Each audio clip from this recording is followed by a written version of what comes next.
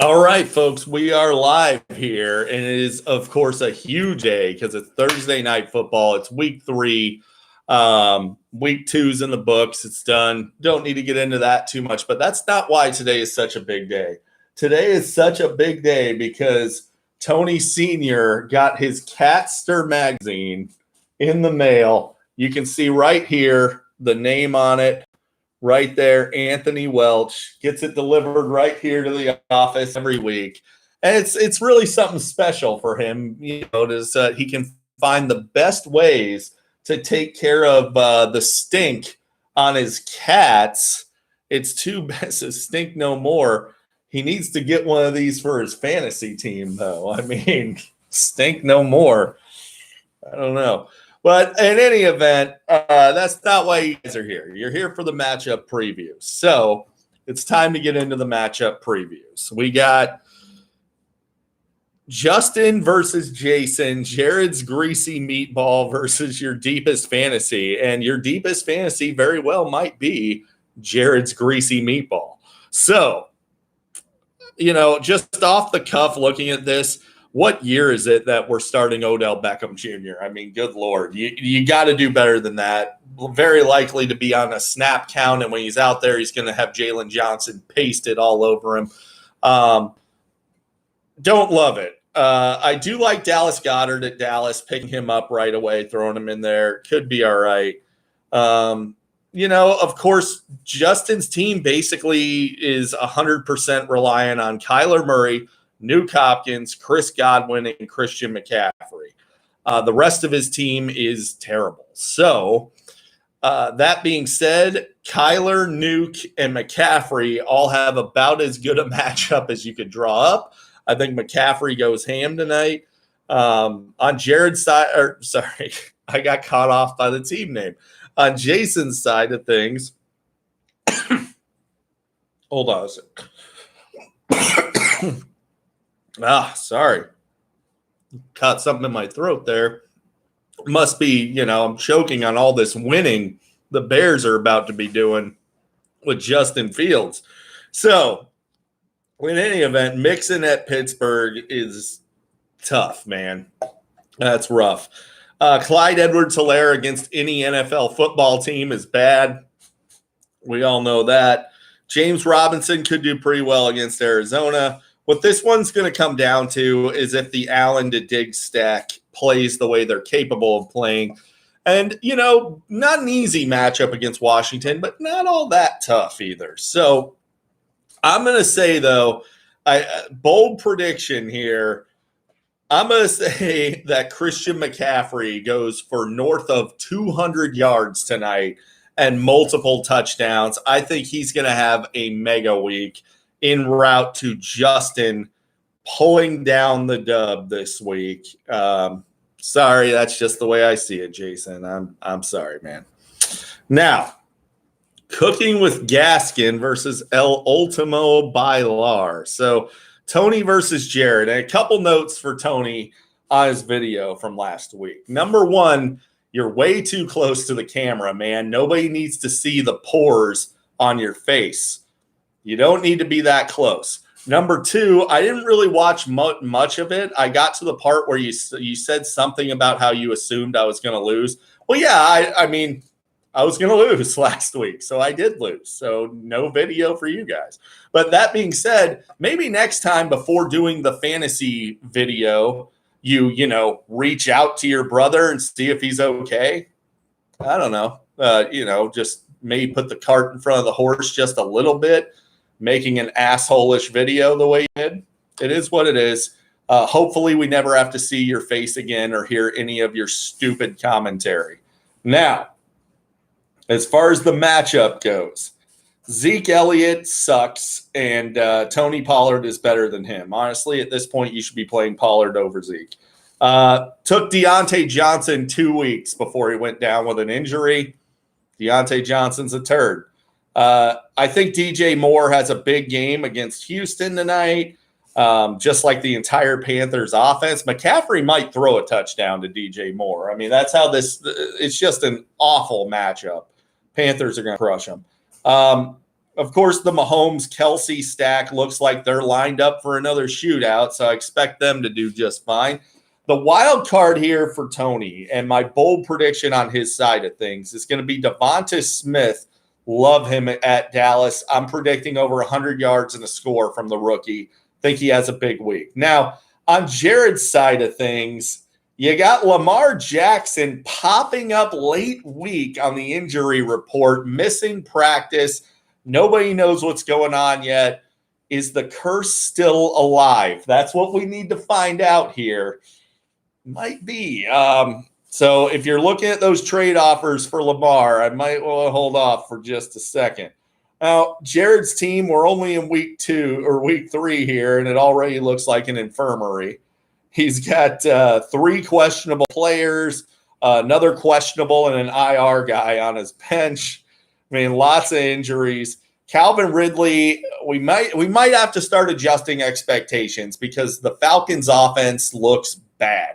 Matt Ryan might just be cooked. And if that's the case, Calvin Ridley's not going to be what we thought he was going to be. He's still going to be a good wideout, though.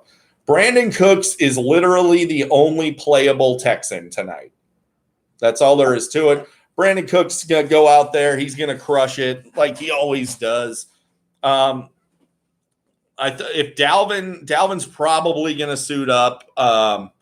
If he makes it through the game, he's going to do just fine against Seattle. DeAndre Swift, tough matchup against Baltimore, but I like Swift's talent. Bold prediction for Jared, though. I love Sterling Shepard against Atlanta. I'm going to give him 90 yards and a score against Atlanta. I think, everybody, you start wideouts against Atlanta. Get everybody into the pool. I'm going to predict the winner of this matchup. I got to go with Jared. Jared's going to take this thing down. I just got to call it the way I see it, guys. So, there it is. Now, you got the Brady Bunch versus Beginner's Luck. So, Joe versus John Heyman in a battle that could be kind of interesting looking at this thing here. You got the Chubster against the ferocious Bears in a game where, look, Cleveland's going to be trailing throughout. Justin Fields is going to come out gangbusters and crush them. So I don't know. This could be more of a Kareem Hunt type game. Now, Justin Jefferson was a good snag for Joe in the trade I did with him earlier today. Definitely a good snag. Damian Harris, don't love the matchup against New Orleans. I already told Joe that. He knows. New Orleans shuts down opposing running backs. So what you're hoping is that he falls into the end zone. That's all you can hope for. Mike Williams looks like he's turned a corner. Going to be very interesting to see if Brady can continue dismantling NFL defenses facing an actual defense this week for the first time this year. He drew Dallas and Atlanta the first 2 weeks.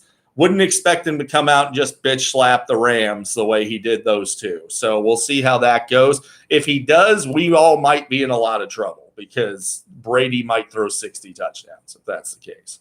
Now, on bold prediction time, I'm going to say TJ Hawkinson gets shut down by the Ravens. I'm going to say less than 5 fantasy points. The Ravens are really tough to throw on. They're just very tough.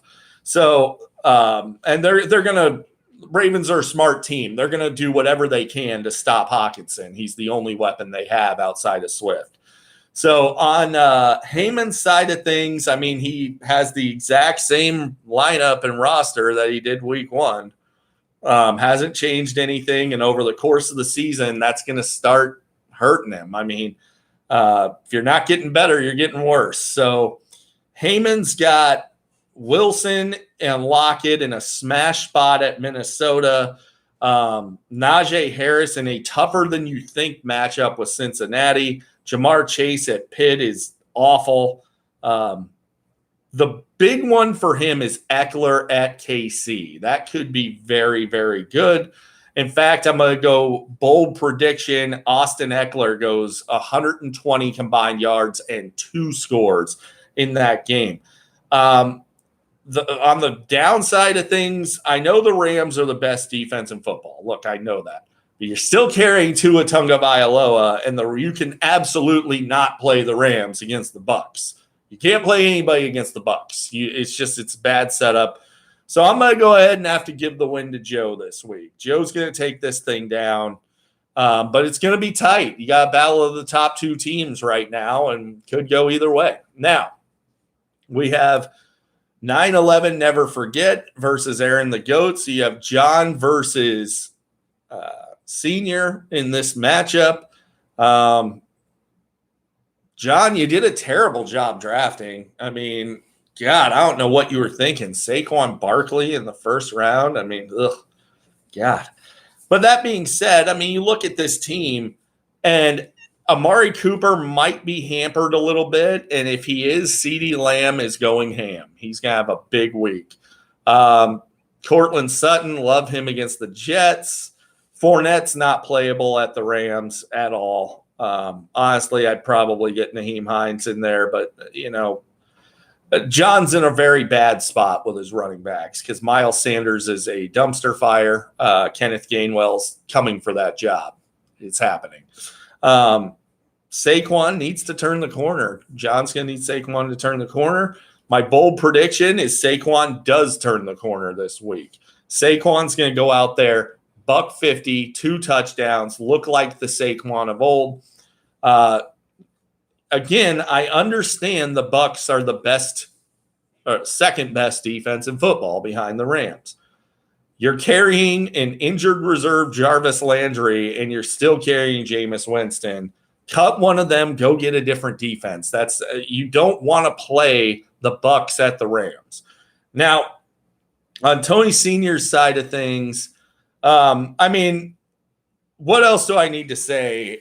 He's playing for comedic value more so than actual fantasy value. He's trying to trot out. He's pretending that he's going to trot out the Cleveland Browns against Justin King of the North Fields. And it's not going to happen. As a matter of fact, as we're on this video, he's got Joe absolutely bailing him out of his stupid decision. And we're going to have to sound the collusion horn on this one, guys. I mean, obviously, Joe is doing something that he was accusing me of doing and is being immoral. He's got no integrity.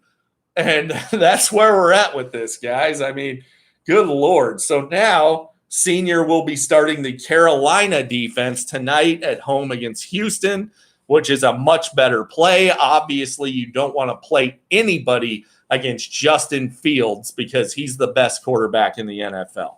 So, on to other things here. Alvin Kamara at New England. I don't like it, man. I think Kamara has another down week, but I think Aaron Rodgers is going to continue his victory tour here at San Francisco. Only problem is John has Devontae Adams. So DK Metcalf is primed to go off at Minnesota. Bold prediction here.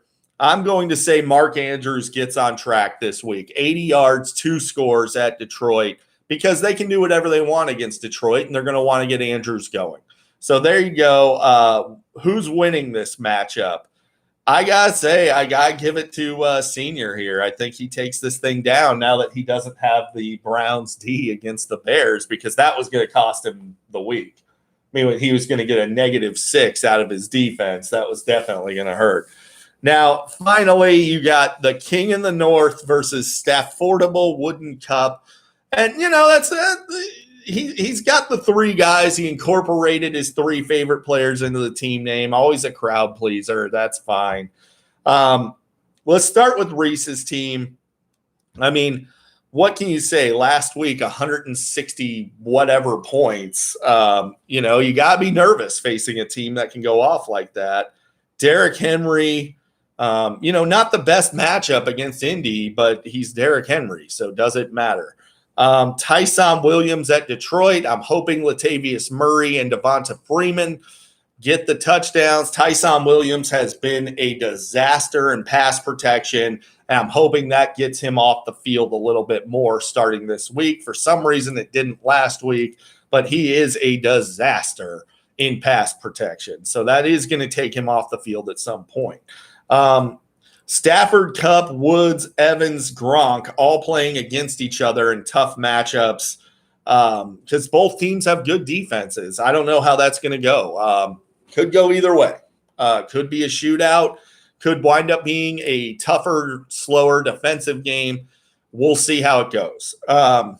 New England at home against New Orleans is dangerous. Jameis is dangerous. You just don't know what you're going to get out of Jabu. So that could go well for him, could go very well, or it could go very bad. Now, on my side of things, I mean, look, my guys lost last week. They had a terrible week, like 80-something points, and most of it was Aaron Jones. So I have like an entirely new team this week because this organization does not tolerate failure. We win here. So Justin Fields will be my starting quarterback.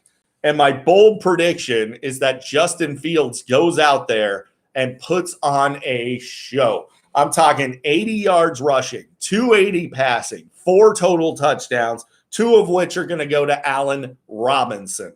So I'm going to win this matchup, and it's not going to be close. I'm going to boat race Reese this week because Reese had a huge week last week, and it'll never happen again. It happened last year, too. He had some huge week early in the season. It doesn't matter. It doesn't matter. I'm getting the dub. There you go, guys. There's your matchup preview for this week. And hopefully I'll see you guys for a recap on Tuesday.